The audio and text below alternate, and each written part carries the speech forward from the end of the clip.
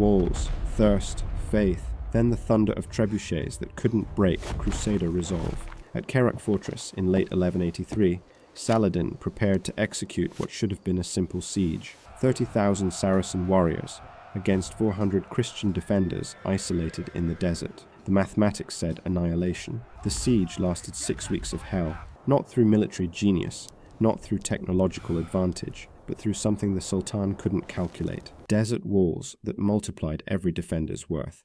A wedding turned into warfare. A pirate knight named Reynold, who had raided Mecca itself. But here's what makes this truly extraordinary. When it ended, Saladin had learned that some fortresses cost too much to take. By the end of this video, you'll discover how 400 proved walls could resist empires, and how winning sieges doesn't mean winning wars. By 1183, Saladin had accomplished something no Muslim leader had achieved since the First Crusade began 84 years earlier. He had united the fractured Islamic world under one banner. Egypt, Syria, Yemen, northern Mesopotamia, all answered to the Sultan in Cairo. This wasn't just political unification. This was the restoration of Muslim power that could finally push the Crusaders into the sea. Consider the scale. Saladin commanded armies from 3 continents. His treasury drew from the wealth of the Nile, the trade routes of Damascus, and the spice ports of Yemen. He could field 30,000 professional soldiers when European kings struggled to muster 5,000. His Mamluks, slave soldiers trained from childhood, were the finest cavalry in the known world. His engineers had perfected siege warfare through campaigns in a dozen fortified cities. But more than military might, Saladin possessed something that terrified the Crusader kingdom: patience, strategic vision, the willingness to wait years for the right moment to strike. While Crusader nobles squabbled over petty territories and broke treaties for short-term gain, Saladin was building the coalition that would reclaim Jerusalem. The Crusader kingdom of Jerusalem in 1183 was dying. Everyone could see it. King Baldwin IV, crowned at 13, was now 22 years old and ravaged by leprosy. His hands were claws. His face was a mask of rotting flesh. He rode into battle wrapped in bandages, carried on a litter because he could no longer grip reins. The kingdom's survival depended on a king who was literally falling apart. Succession was a nightmare. Factions formed around potential heirs.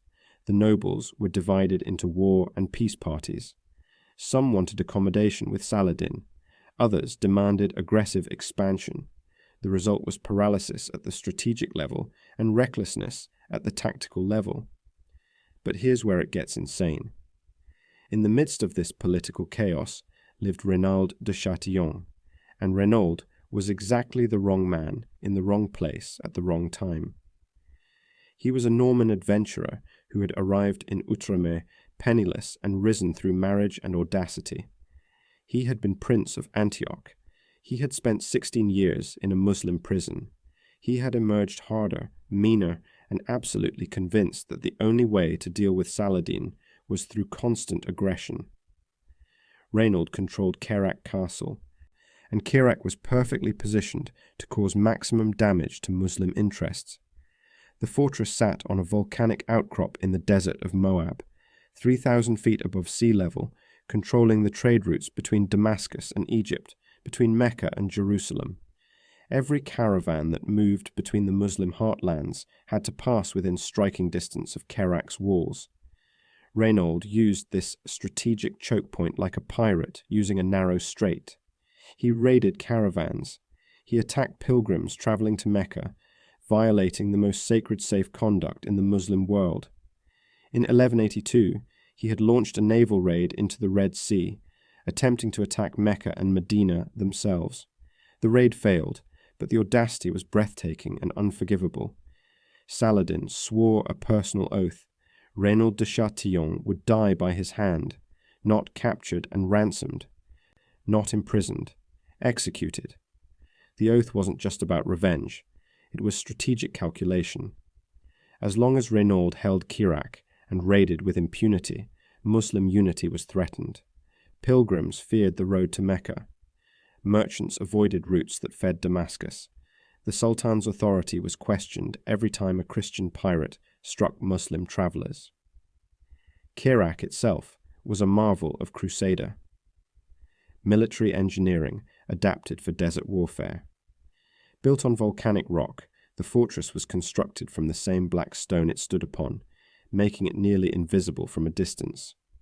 The walls were 15 feet thick in places, built to withstand the siege engines that had evolved since the First Crusade. But what truly made Kerak formidable was water. In the desert, water was more valuable than gold. The fortress contained a sophisticated system of cisterns carved into the bedrock, capable of storing enough water for a garrison to survive months of siege. Springs inside the fortress walls provided a constant, if limited, supply. This meant Kerak couldn't be easily starved into submission, like fortresses that depended on wells outside their walls. The garrison in November 1183 numbered approximately 400 fighting men. Some were knights, professional soldiers who had trained since childhood. Many were sergeants, lighter cavalry and infantry who served the knights. Others were local Christians, Syriacs and Arabs who had lived in Outremer for generations and knew the desert better than any European crusader. They were defending more than a fortress. They were defending families, because crusader castles weren't just military installations. They were fortified towns.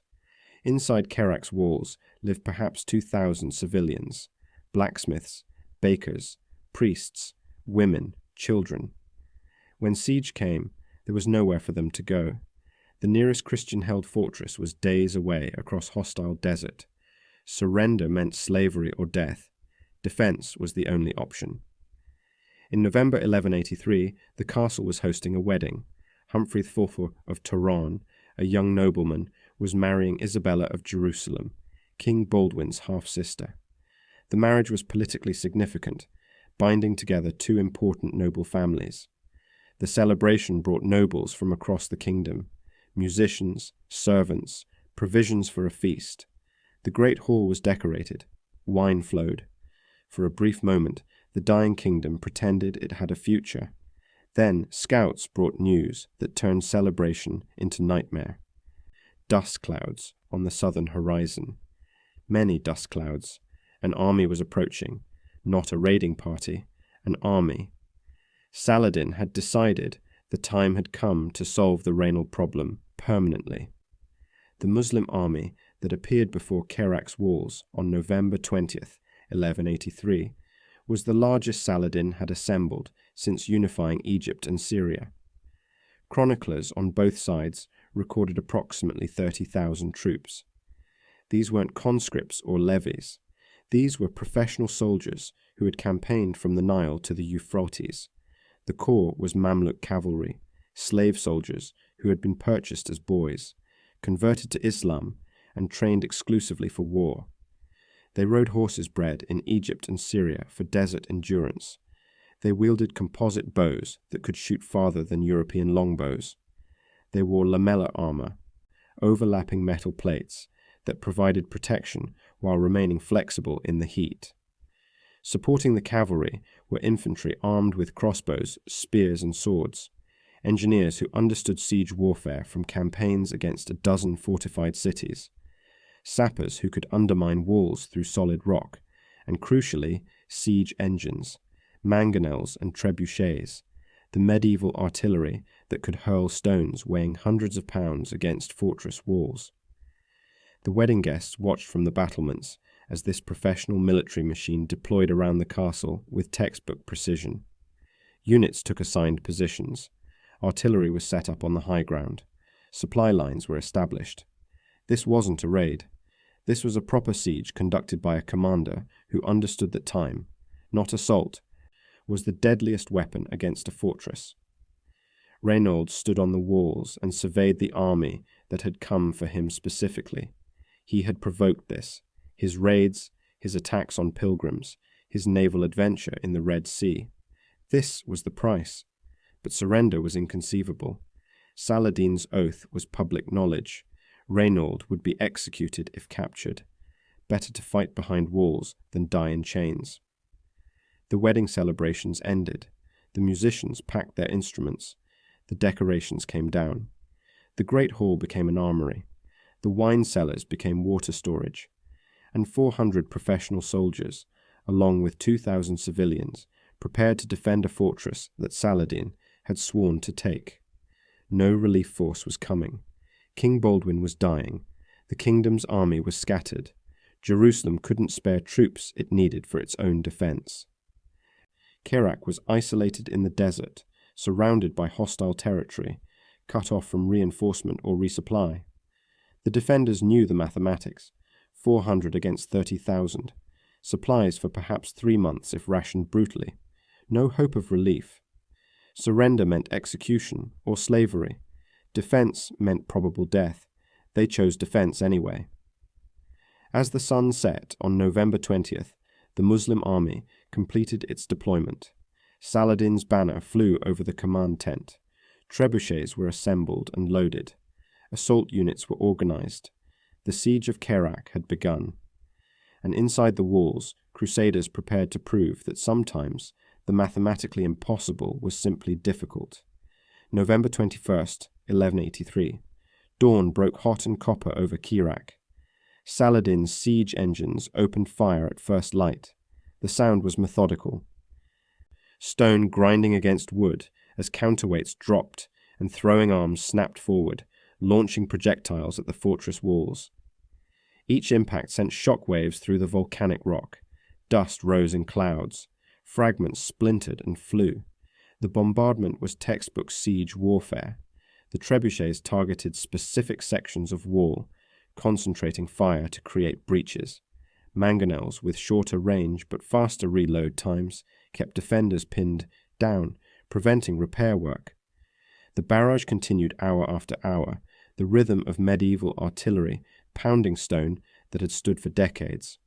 The defenders couldn't respond effectively. They had a few mangonels mounted on the walls, but their range was shorter than the Muslim siege engines positioned on higher ground. Every time Crusader engineers tried to adjust their artillery, Saracen counter-battery fire forced them to take cover. It was a duel the defenders were losing. By day 3, the outer wall showed cracks. Whole sections had been pounded by hundreds of stones, each weighing 200 pounds or more. The volcanic rock that had seemed so impregnable was revealing its weakness. Stone chips flew with each impact. Mortar crumbled. The defenders worked through the nights, shoring up damaged sections with timber and rubble, but they were patching faster than they could truly repair. But wait, it gets worse. While the bombardment drew attention, Saladin's real work was happening underground. Muslim sappers, veterans of siege warfare from Egypt to Syria, began digging tunnels toward the fortress foundations. The technique was ancient and devastatingly effective. Dig under a wall, shore up the tunnel with timber, pack it with combustibles, light the fire, and watch the tunnel collapse, taking the wall above with it. The defenders could hear them. In the quiet hours between artillery barrages, sentries reported sounds of digging beneath the southern tower. Reynaud organized countermining teams. Crusader sappers dug their own tunnels, trying to intercept the Muslim miners before they reached the foundations. What happened next was warfare at its most claustrophobic. Underground battles in tunnels barely wide enough for one man. Fighting in darkness with daggers and short swords because there was no room to swing a longer blade. Muslim and Christian miners meeting in dirt passages beneath the fortress, killing each other in spaces so confined that bodies had to be dragged backward to clear the tunnel for the next fighter. Week 2, the food situation became critical. The wedding feast had consumed supplies meant to last months. The garrison was on reduced rations from the start. Each soldier received a portion calculated to keep him functional, not satisfied. Hunger became a constant companion. Civilians suffered worse. Children cried from empty bellies. The elderly weakened first. Water was managed with desert expertise. The cisterns held enough for months if rationed properly. Each person received a measured amount daily, enough to survive the heat, not enough to feel comfortable. The springs inside the fortress provided additional water, but the flow was limited. Every drop was precious. Here's where it gets insane. On day 15, something happened that chronicles on both sides recorded with wonder. Saladin sent a message to the fortress under flag of truce. He asked which tower housed the bride and groom. When informed, he ordered his artillery to spare that section. Then he sent wedding gifts, food for the celebration, delicacies from his own table. The gesture was pure Saladin, chivalrous, generous, demonstrating the code of conduct that had made him famous. But it was also calculated. The gifts reinforced his reputation as a just ruler, while making the siege's brutality more pointed. He was showing that he could be merciful when honor demanded it, even while destroying those who had violated honor through Reynold's raids. Reynold, watching from the walls, understood the message perfectly. Saladin would honor the innocent while crushing the guilty. The bride and groom were spared bombardment, but the rest of the castle, the barrage intensified. Week 3.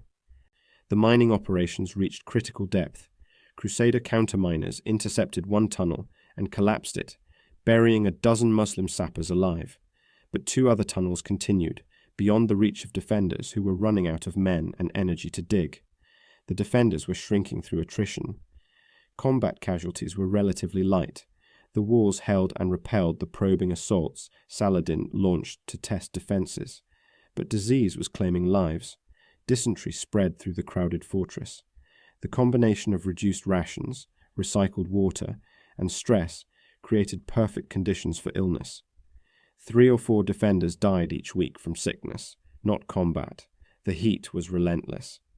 November in the desert wasn't the scorching furnace of summer, but temperatures still reached 80 degrees. Inside the volcanic rock fortress, with bodies packed together and no shade, it felt like an oven. Men fought in conditions that sapped strength and will. Day 25. The first mine was ready. Saladin's sappers had tunneled under the southern bastion, packed the space with wood and oil-soaked rags, and prepared to collapse the tunnel. The defenders knew it was coming, but couldn't stop it. They evacuated the bastion, pulled back to secondary positions, and waited. The explosion was felt across the entire fortress. A section of the southern wall collapsed inward with a sound like the earth breaking. Dust rose in a massive cloud. When it cleared, a breach gaped in Kerak's defenses. 30 feet of wall had fallen.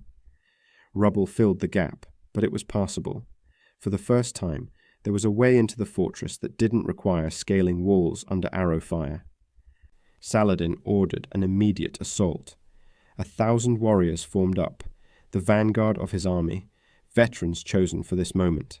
They advanced at a run, climbing over the rubble, surging toward the breach, with the confidence of men who had done this before in a dozen sieges. They ran into a nightmare the defenders had prepared specifically for this moment. Behind the collapsed wall, Reynold had constructed an inner barrier of rubble, timber, and anything available. The breach didn't lead into the fortress. It led into a kill zone. Crusader crossbowmen, positioned in buildings flanking the gap, fired into the packed mass of attackers. Men fell by the dozens. Those who reached the inner barrier found it defended by knights in full armor, fighting from higher ground, using terrain that negated the attackers' numerical advantage. For 2 hours, the Saracens threw themselves at the breach, wave after wave, trying to overwhelm through sheer numbers. Bodies piled in the rubble, blood mixed with dust. The defenders held because they had no choice. If the breach fell, the fortress fell. If the fortress fell, everyone inside died or became slaves. By noon, Saladin pulled his forces back. He had lost perhaps 200 men. The defenders had lost 20, but those 20 were irreplaceable. The garrison was down to 380 effectives. Another assault like that would bleed them white even if they held. Week 5. Food was nearly exhausted. The garrison was eating horses, slaughtering the animals that had been trapped inside when the siege began. Horsemeat, rationed carefully, bought another week, but after the horses were gone, there was nothing. Starvation became a countdown clock. Water remained adequate but declining. The cisterns were half empty. The springs flowed but more slowly in the winter season. Each day consumed reserves that couldn't be replaced. Math was brutal. At current consumption, water would last perhaps 6 more weeks. Food would run out in 1. Day 35. The defenders were gaunt, weakened, showing the visible signs of starvation. Men moved slowly. Combat effectiveness declined. Wounds healed poorly. Disease spread faster. The garrison was dying by degrees, and Saladin knew it. He didn't need to assault the breach again. He just needed to wait. But here's what the defenders didn't know. In the Muslim camp, patience was wearing thin. The siege had lasted 5 weeks. Casualties from assaults and mining operations totaled perhaps 300 dead. Disease was claiming Saracen soldiers too. Maintaining 30,000 men in the desert required a supply line stretching hundreds of miles. Every day was expensive in gold and resources. Saladin's commanders were advising that Kerak wasn't worth the cost.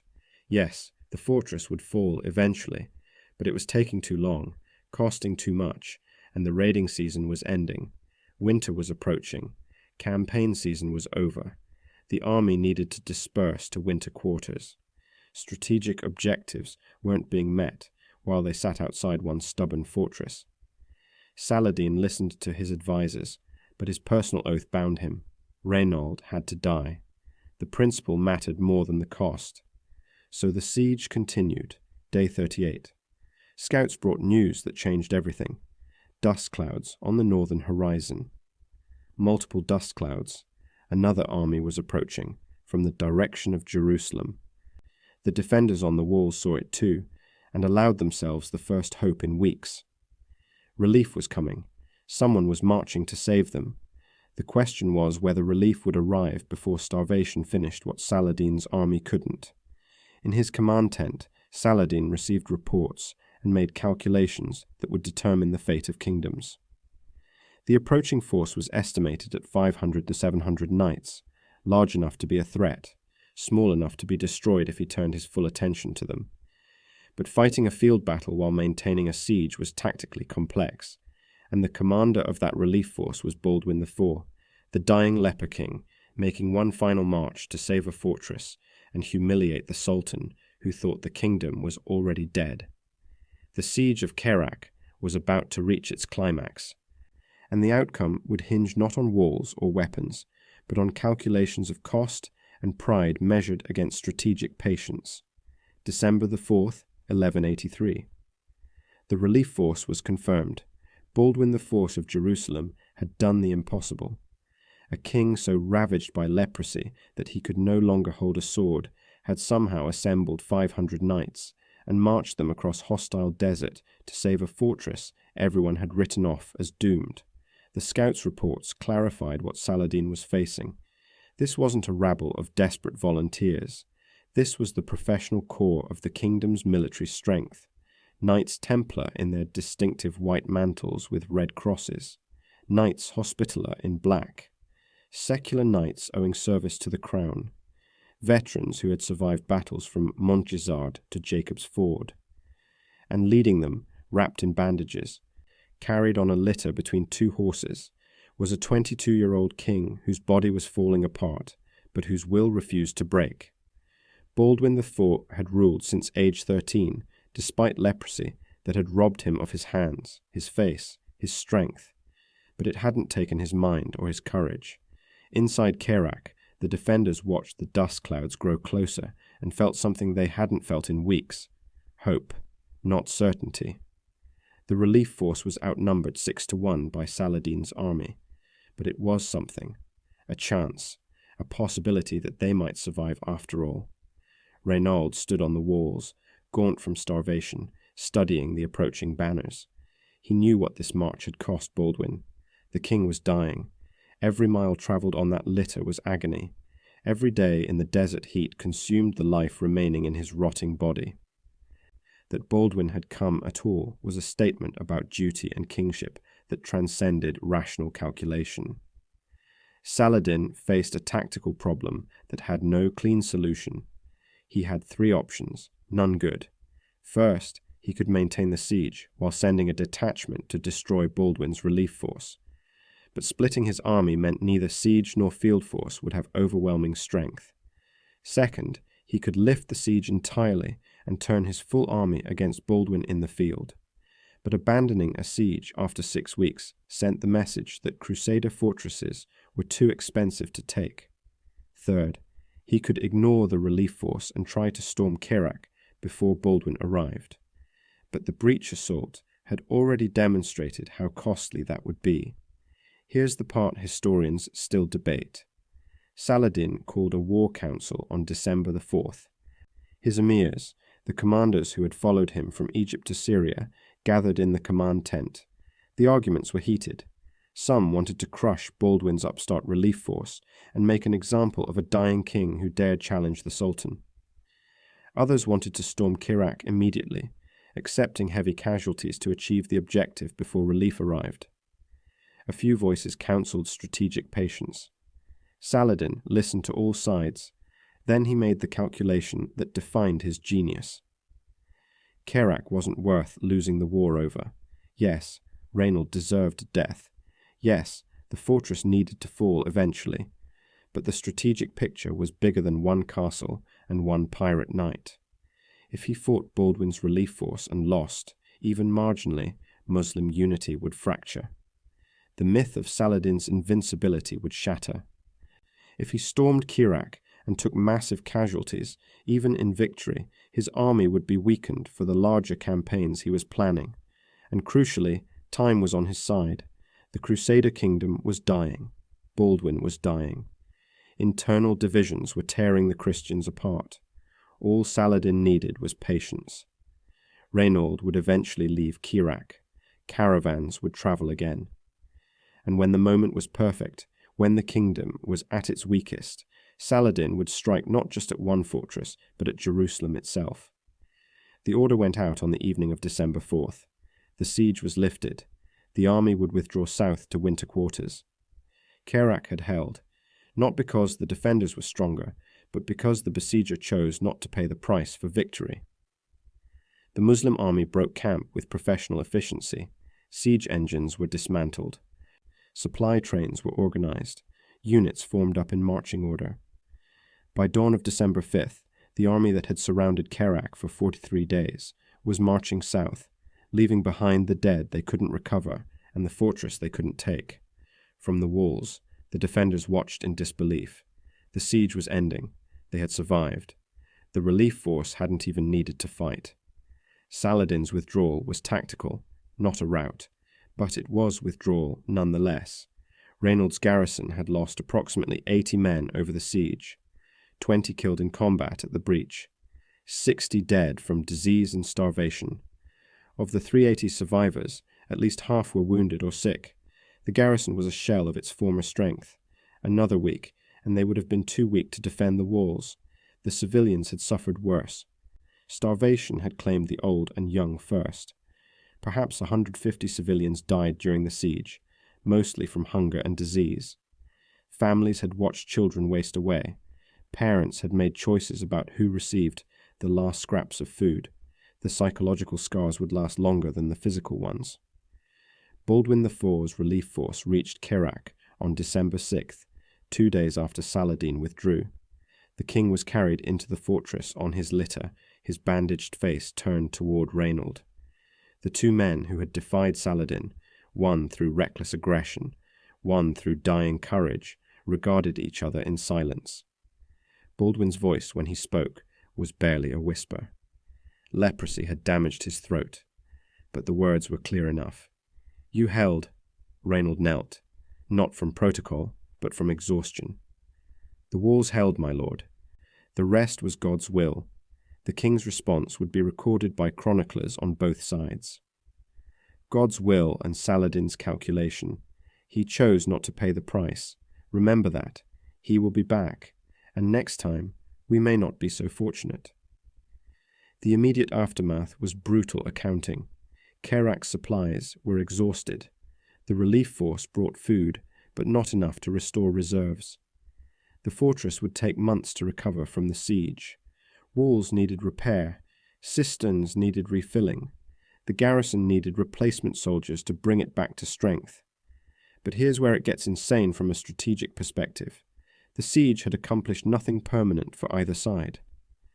Saladin had failed to take Kerak, but his army was intact and his reputation barely scratched.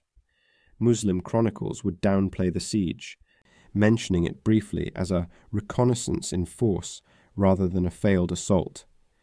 The defenders had held, but Reynald's raiding had provoked the siege in the first place, and he would continue provoking. The cost-benefit was stark. Saladin had spent 6 weeks, lost 300 soldiers, consumed vast resources, and achieved nothing except demonstrating that Crusader fortresses were expensive to reduce.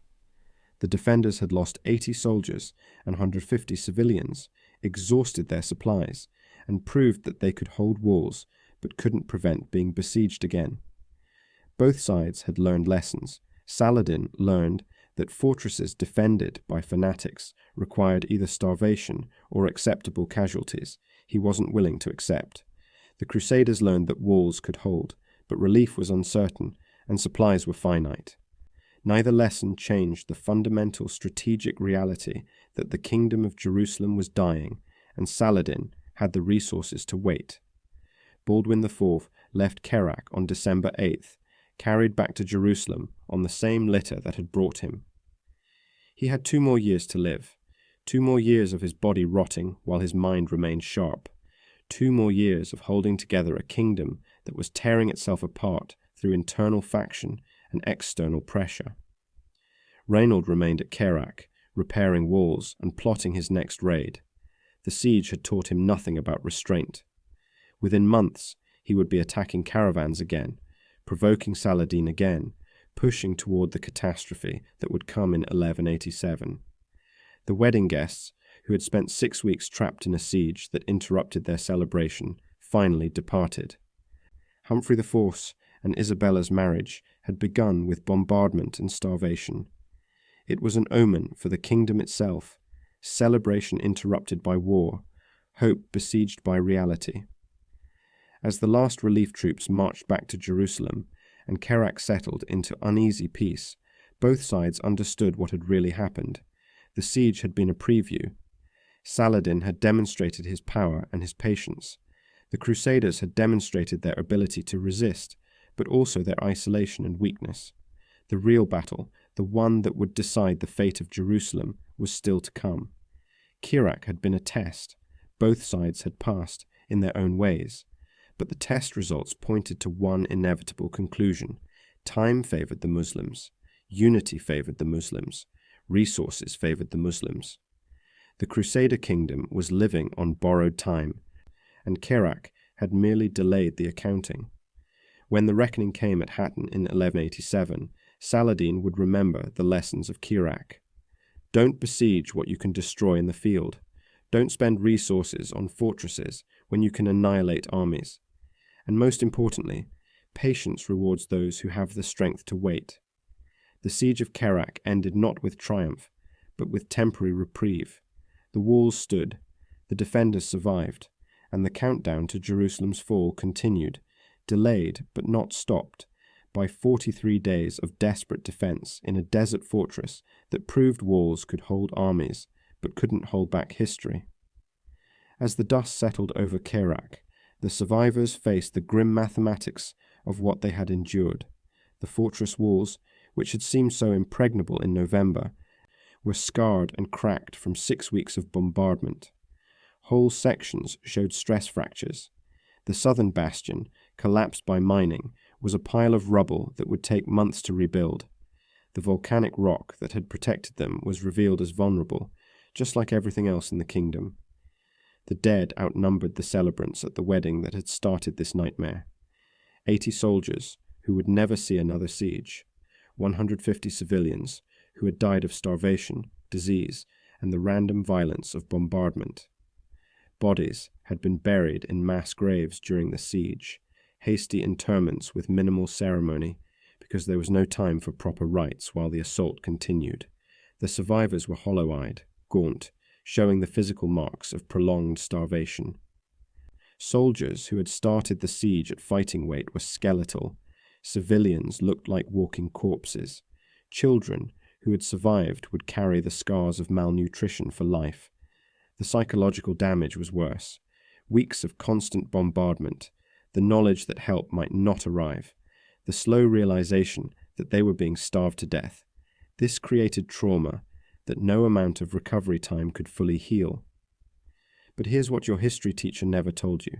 The siege of Kerak was tactically successful and strategically meaningless. Yes, the defenders held. Yes, Saladin withdrew. But none of it mattered in the broader arc of the Crusader kingdom's collapse. Renaud de Chatillon learned absolutely nothing from the siege. Within months, he was raiding again. In 1186, he attacked a massive caravan traveling between Cairo and Damascus, violating a truce that even the most hawkish Crusader nobles had agreed to respect. He captured the caravan, enslaved the travelers, and seized goods worth a king's ransom. This wasn't military strategy. This was piracy elevated to policy, and it gave Saladin exactly the justification he needed. The truce was broken, war was inevitable, and this time Saladin wouldn't waste effort on fortresses. He would destroy the Crusader field army and take the kingdom piece by piece. The catastrophe came at Hattin on July 4th, 1187. Saladin lured the Crusader army into the desert, cut them off from water, and annihilated them under the summer sun. 20,000 Crusaders marched to battle. Fewer than 3,000 escaped. The rest died or were captured in the most complete military disaster the kingdom had ever suffered. Among the prisoners was Renaud de Chatillon. Saladin personally brought him into the command tent. Contemporary chronicles record the exchange with variations, but the core is consistent. Saladin offered water to King Guy of Jerusalem, who had also been captured. Then he turned to Renaud and reminded him of his oath. The pirate knight who had raided pilgrims and broken every truce would not receive mercy. Saladin drew his sword and executed Renaud personally. The oath sworn 4 years earlier at Kerak was fulfilled. The man who had provoked the siege, who had survived the 43 days, who had learned nothing from his brush with destruction, died by the Sultan's hand. With the Crusader army destroyed and its leaders captured or dead, the kingdom collapsed like a house built on sand. Saladin's forces swept through the territory, taking fortress after fortress. Some surrendered, others resisted briefly before falling. The professional siege warfare that had failed at Kerak succeeded everywhere else, because there was no field army to provide relief. Jerusalem itself fell on October 2nd, 1187, exactly 88 years after the First Crusade had captured it. Saladin entered the city peacefully, showing the same chivalry he had demonstrated by sparing the bride's tower at Kerak. Christian inhabitants were allowed to ransom themselves and leave. The churches were converted to mosques. The Crusader kingdom's spiritual and political heart was reclaimed for Islam, and Kerak, the fortress that had held for 43 days in 1183, surrendered in 1188 without a fight, isolated, surrounded. With no hope of relief after Jerusalem had fallen, the garrison negotiated terms and marched out peacefully. The walls that had resisted Saladin's army couldn't resist the strategic reality that the kingdom was dead. Baldwin IV, the leper king who had marched to save Kerak, had died in 1185 at age 24. His body finally gave out after years of fighting leprosy and political enemies simultaneously. With his death, the kingdom lost the one leader capable of managing its internal factions. His successors were weak, divided, or incompetent. The collapse that Saladin had patiently waited for accelerated into catastrophe. Here's where the deeper truth emerges. The siege of Kerak demonstrated something that medieval commanders understood, but modern observers often miss. Winning tactical engagements doesn't guarantee strategic success. The defenders had won the siege by holding until Saladin withdrew, but they lost the war because holding fortresses didn't address the fundamental problems killing the kingdom: Muslim unity versus Crusader division. Saladin's patient strategy versus Reynolds' reckless provocations, professional military discipline versus feudal obligation, resource advantages that favoured the Sultan, geographic reality that made relief uncertain and expensive. Every structural factor pointed toward Muslim victory. Kerak had merely delayed the inevitable. William of Tyre, the Crusader chronicler who documented the siege, understood this. His account praised the defenders' courage while acknowledging the strategic futility. The siege bought time, but time wasn't the problem. Leadership was, unity was, resources were, and on every metric except courage, the Crusaders were outmatched. Muslim chroniclers like Ibn al-Athir recorded Kerak briefly, focusing more on Saladin's strategic wisdom in withdrawing than on the defense itself. The Sultan's decision to lift the siege rather than pay its cost was presented as evidence of his tactical brilliance. He had refused to be drawn into an expensive sideshow when the main event, the destruction of the Crusader field army, required patience and resources. Archaeological evidence confirms the written accounts. Kerak Castle still stands in modern Jordan, one of the best preserved Crusader fortresses in the Middle East. The walls show the scars of medieval bombardment. The cisterns that saved the garrison in 1183 are still visible, carved into bedrock, demonstrating the engineering that made desert fortresses viable. The collapsed southern bastion was eventually rebuilt, but you can see where the original stonework ends and later repairs begin.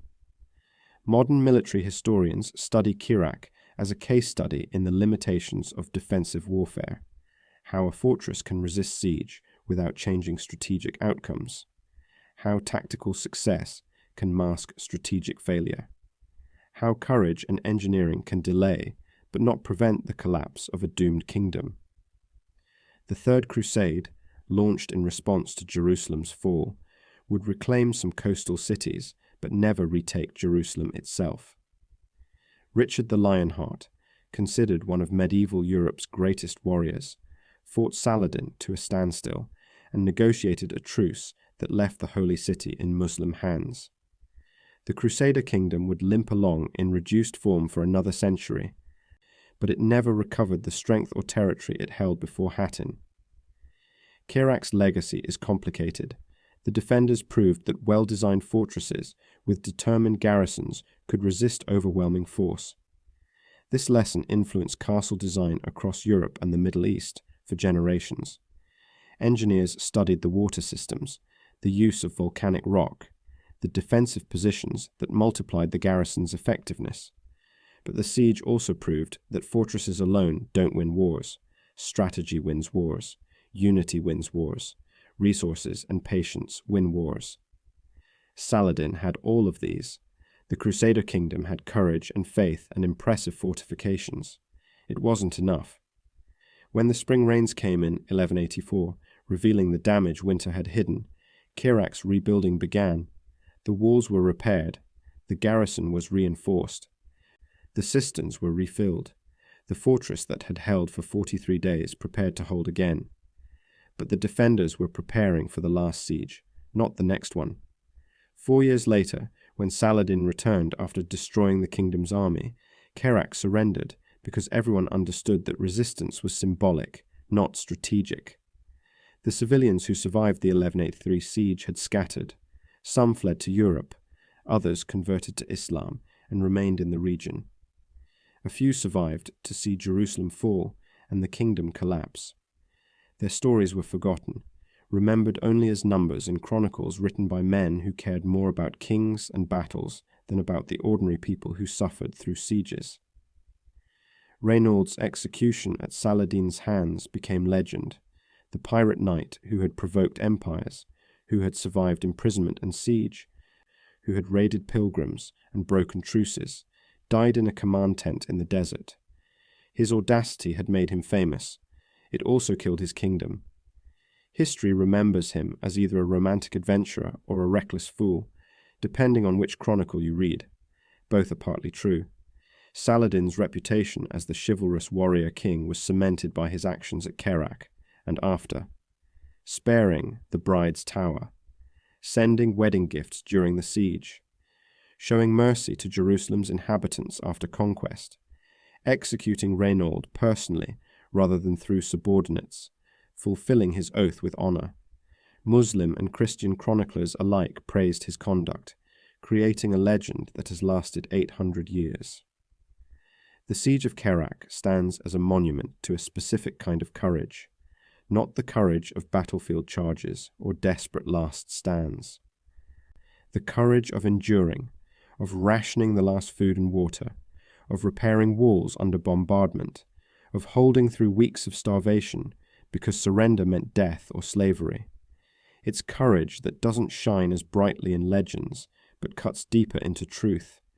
When stone held against siege engines, when 400 held against 30,000, when faith and engineering combined to resist the inevitable, the defenders of Kerak proved that mathematics doesn't always predict outcomes, that willpower can multiply force, that walls defended by people who refuse to break can withstand armies, but they also proved something darker and more final.